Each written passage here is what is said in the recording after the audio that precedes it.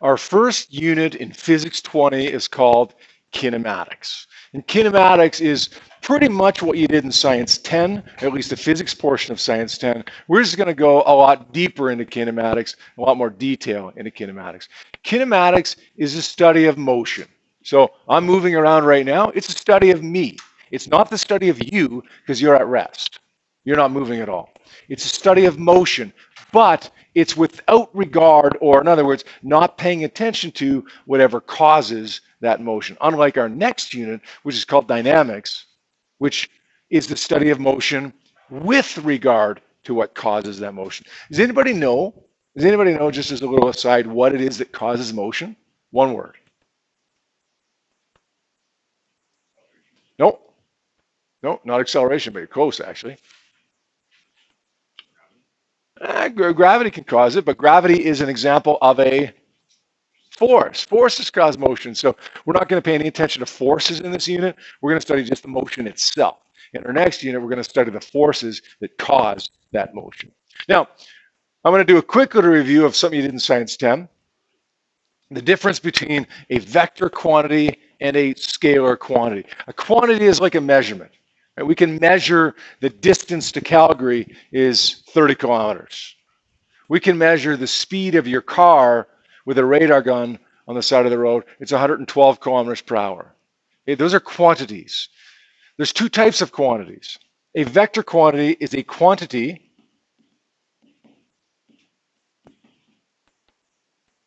Does anybody know the difference here? It's a quantity that, good. It's a quantity that has magnitude and direction.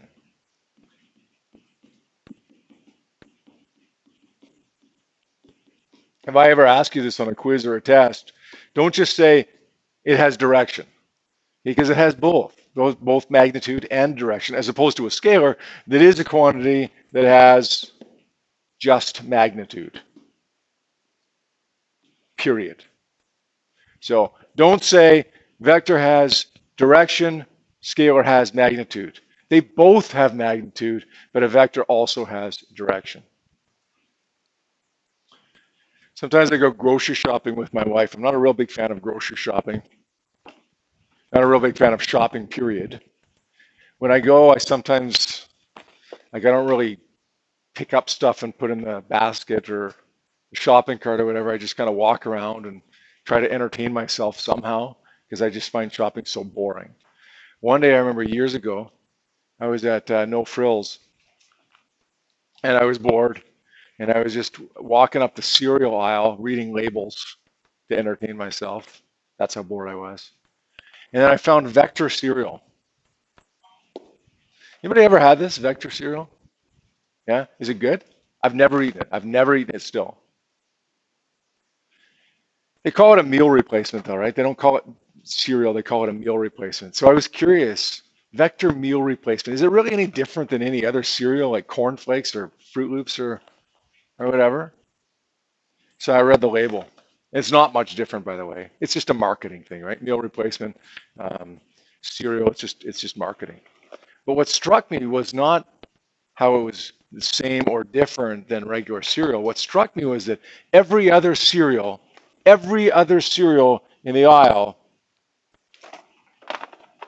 had on the front of the box, just like Vector cereal, or sorry, Vector meal replacement, had the size of the box, 400 grams.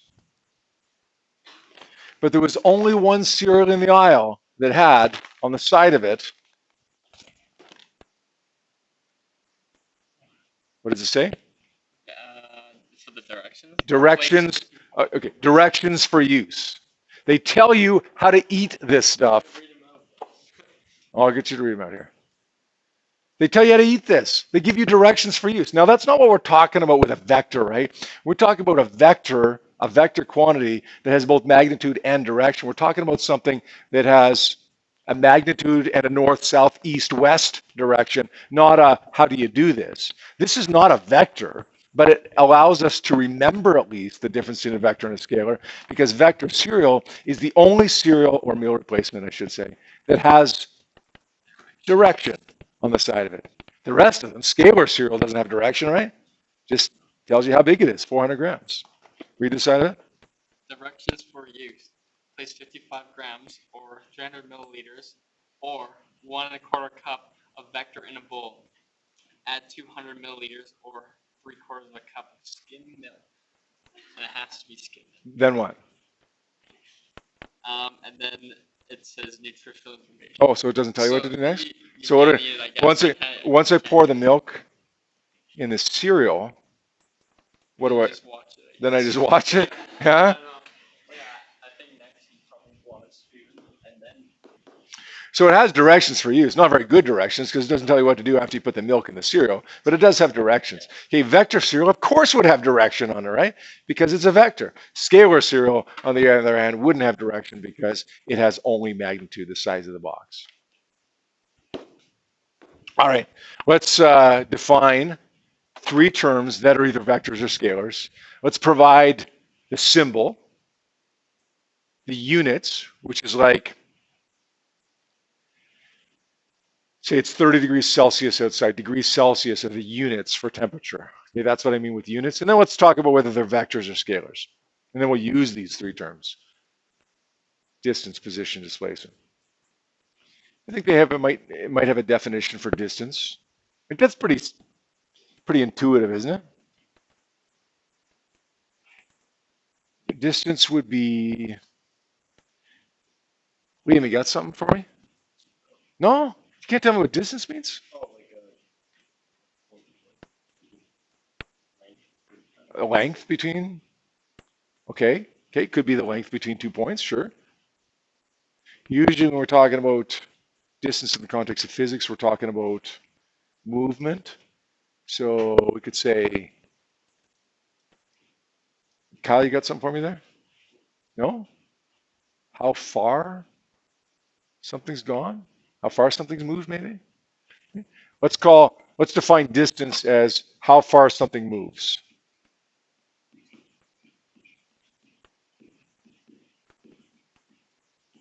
Moves or has moved.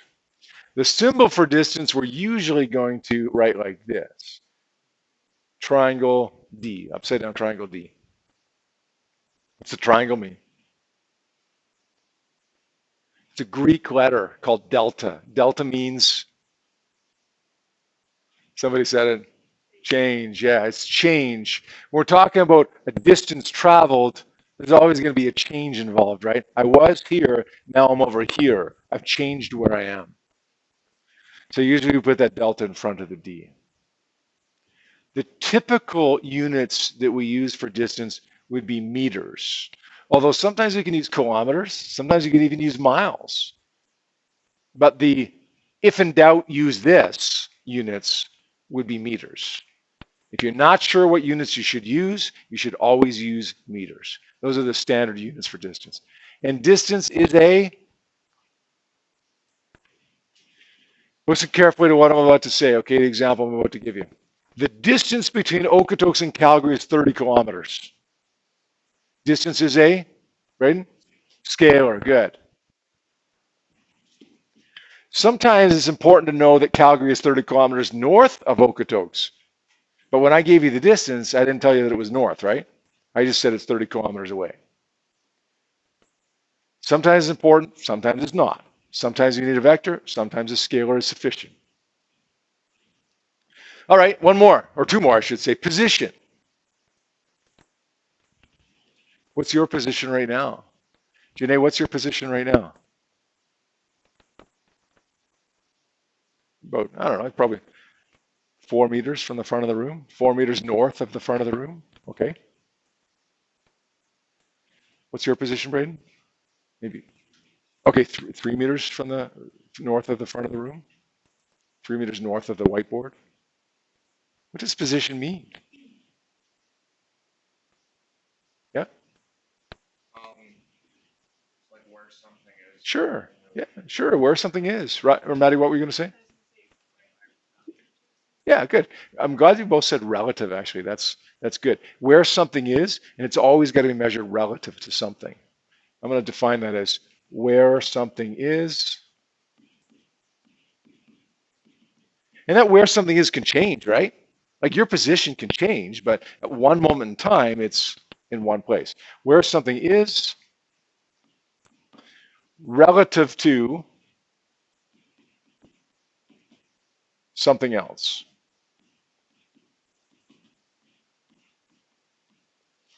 The symbol for position is close to distance, but there's no delta, and it has this funny little half arrow over top of it. We'll come back to that half arrow in a moment too. No delta, because when I asked Kyle his position, he was in that spot. He wasn't changing anything, right? Delta means change. He was in one spot. Now your position can change, but that's a different term altogether. Units would be meters again. If in doubt, use meters. Sometimes you use kilometers, but not always. I think position is a vector or scalar. Where you are, does it matter about direction? What do we say? You were 3 meters to the north of the whiteboard?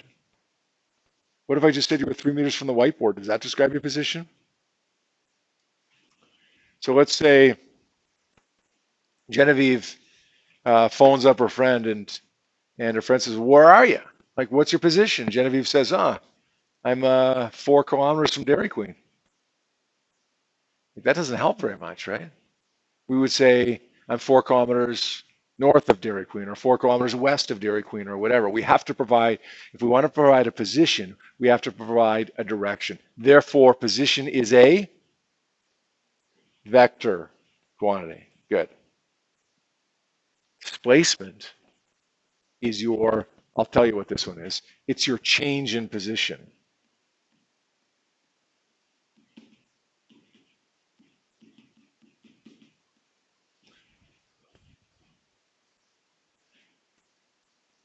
So let's do a little thinking on this one. What do you think the symbol is for displacement, the change in position? Yeah, Genevieve? Perfect. Beautiful. It's position, which has D with the arrow over it, but then it's change in position, so we got to stick the delta in front of it. Perfect. Units would be meters. Vector or scalar? Vector, yeah. Okay, let's come back to this now. What do you think that little half arrow means? What do position and displacement have in common with each other? What separates them from distance? What does that arrow mean, Jordan? Direction, right? It means it's a vector. So when we have that little arrow on top of it, it means we have a vector quantity. If you look at your data sheet real quickly right now, there's a whole bunch of equations that you're not even going to recognize, and that's okay. Most of them have little arrows over top of it. That tells you that the ones that do, at least, are vector quantities. Even before I tell you that, you're going to be able to see that from your data sheet. Okay. Just a couple little things before I do an example problem with you and then let you work on a few questions here. A couple little ways that I want to show you how to find displacement. Displacement, which is delta D with the arrow over it, of course, can be found in 2 ways depending upon what we have. If we are given positions,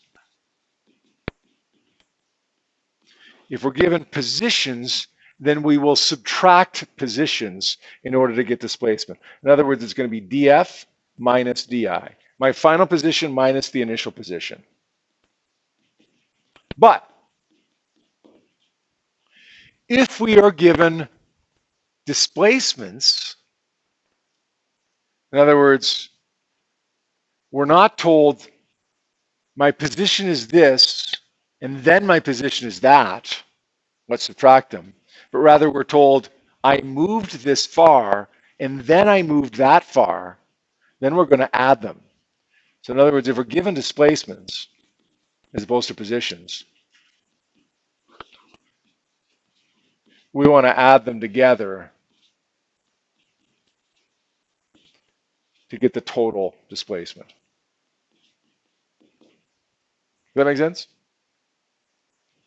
Let me work through a couple examples just right now in the room here, and then we'll provide a formal example on the board, and then we'll give you a chance to work on some questions here. All right, listen carefully.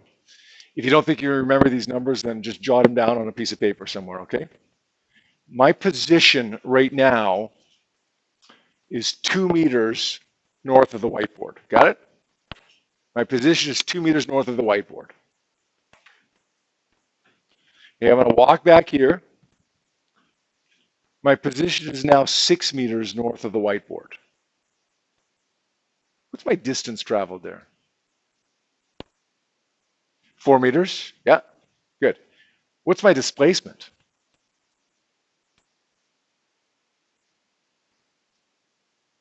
Ireland? No. Okay, so I get where you made a mistake on that though. 2 plus 6 is 8, right? But remember, in order to get displacement, we have to add displacements or subtract positions. What do I have given to me here? 2 meters, I'm 2 meters north of the whiteboard. What is that? Is that how far I've gone, my change in position, or is that just my position? That's where I am, right? That's where I am now. And then 6 meters to the north of the whiteboard is where I am later. Those are two different positions. So what are we going to do with those two positions? We're going to subtract them, right? So my distance traveled is 4 meters. My displacement is 4 meters. Well, 4 meters to the right. 6 meters north minus 2 meters north is 4 meters to the north. So distance would be 4 meters. Displacement would be 4 meters to the north. Got it? Okay, let me give you another one. Let's say here I am 2 meters again. Okay, let's walk back. Here I am 6 meters to the north again.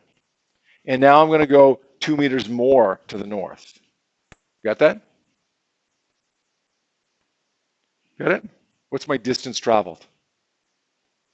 I was at 2, and then I went to 6, and then I went to 8. I walked 4. My displacement in the first stage was 4. And then my displacement in the second stage was 2. My total distance traveled would be 6. My displacement would be 6 to the north. You see what I did there? I added my first displacement to my second displacement. Okay, I can subtract positions or I can add displacements. Think about that again, right? I was 2, then I was 6, then I was 8. I added the 4, my first displacement, to 2, my second displacement, and got 6. What I could have done is said, oh, my final was 8, my initial was 2, 8 minus 2 is 6. And I would have gotten the same thing. Does that make sense? Add displacements or subtract positions. One more for you, and then we'll do one on the board here, okay? I'm at 2 meters north of the whiteboard. I'm at 6 meters north of the whiteboard. Now I go backwards, and I'm at 3 meters north of the whiteboard. Got it? I was at 2 meters north of the whiteboard.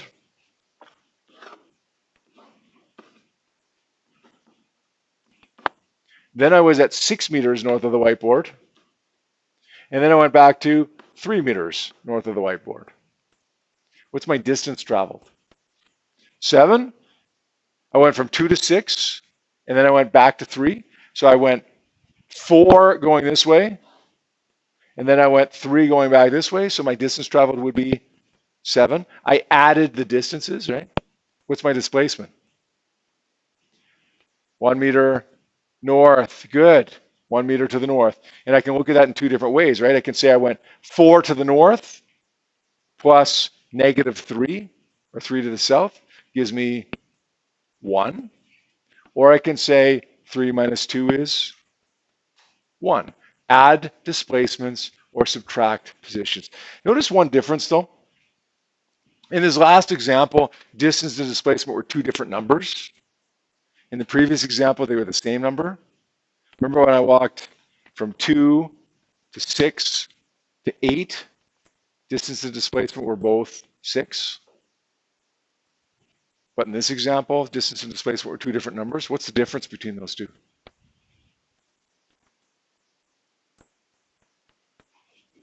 What is it? It's more than one direction. Yeah, that's exactly it. If I keep going in the same direction, distance and displacement will always be the same value, although displacement will have a direction. If I switch direction, displacement will have a different value than distance. Got it? Okay, let's formalize this with an example that's on the board here. Okay, here's our question. It says a student is walking from 7-Eleven to the dog stadium at the bottom of the hill. 7-Eleven is 1 kilometer south of HTA, and the dog stadium, should have said, is 2.5 kilometers south of HTA. Calculate the displacement of the student as she walks from 7-Eleven to the dog stadium. So let's look at this, okay? Let's identify what we have. 1 kilometer south of HTA, that's 7-Eleven. What is that? Is that position of 7-Eleven, or is that the displacement of 7-Eleven?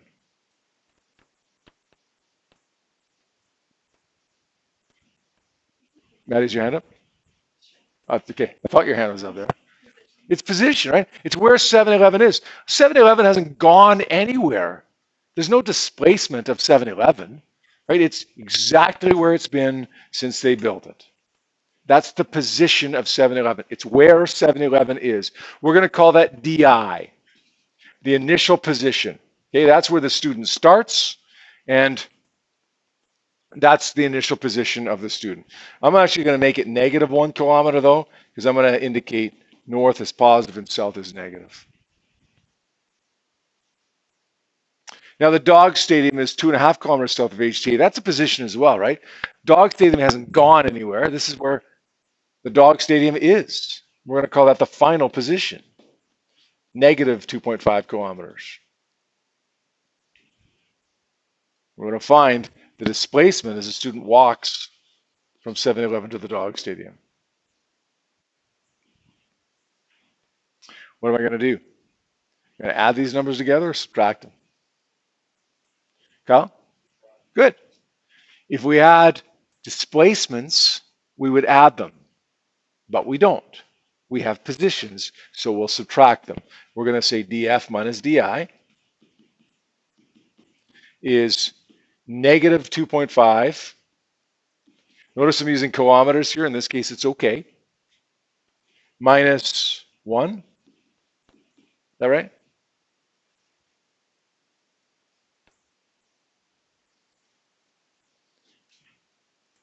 Here, let me give you a little hint as to the way my mind works sometimes. When I make a mistake on purpose, sometimes I leave a little space so I don't have to erase it later on. What have I missed here, Kyle?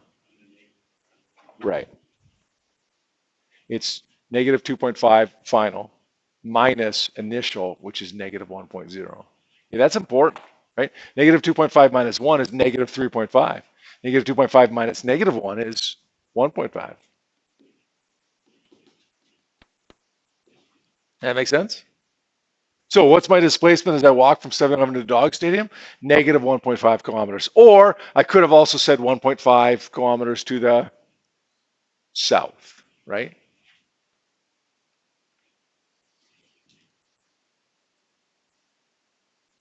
Good. If you got displacements, add them. If you got positions, subtract them. Let's try this one. Second and final example of the day. So the student walks 1.5 to the south from 7-Eleven to the dog stadium, then turns around and walks 2.5 to the north towards Holy Trinity. Calculate the distance traveled by the student and the displacement of the student. What is this first number here, 1.5 to the south? Is that a displacement, or is that a position? Is that where the student is, or is that the change in position of the student? That's the change. That's the displacement, right? We know the first displacement is going to be negative 1.5 kilometers. That is, if we make north positive. Same with the other one, right? This isn't where the student is. This is how far the student's traveled. Delta D2 is positive 2.5 kilometers. Why did I make that one positive? First one is negative. Why is the second one positive? Because? Good, because the person is going north. We want to find the distance traveled by the student. That's D, delta D without the arrow over it. And we want to find the displacement, delta D with the arrow. Add or subtract? Add these numbers or subtract these numbers?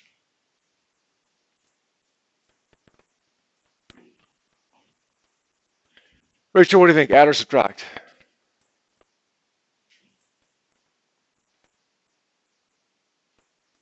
It's okay if you make a mistake. I made a mistake once in 1977, so don't be afraid to make a mistake too. Sorry? Yeah, yeah. We got two different displacements. We add. If we have positions, we subtract. Delta D is, we're going to say it's what? Negative 1.5 plus 2.5, is that right? Is that right? Distance is negative 1.5 plus 2.5? Almost. Why did I erase that? Why did I drop the negative in front of the 1.5? Yep. Okay. Right. Distance is a scalar, doesn't require direction, so drop the direction, right? If I'm finding the displacement, what do I got to do? Add them up, but now I got to add them up with the negatives and positives in there. So 1.5 plus 2.5 is 4. Look, I walked 1.5 and then I walked 2.5. I walked 4 kilometers. But what's my displacement? 1 kilometer, because I only end up 1 kilometer north of where I started.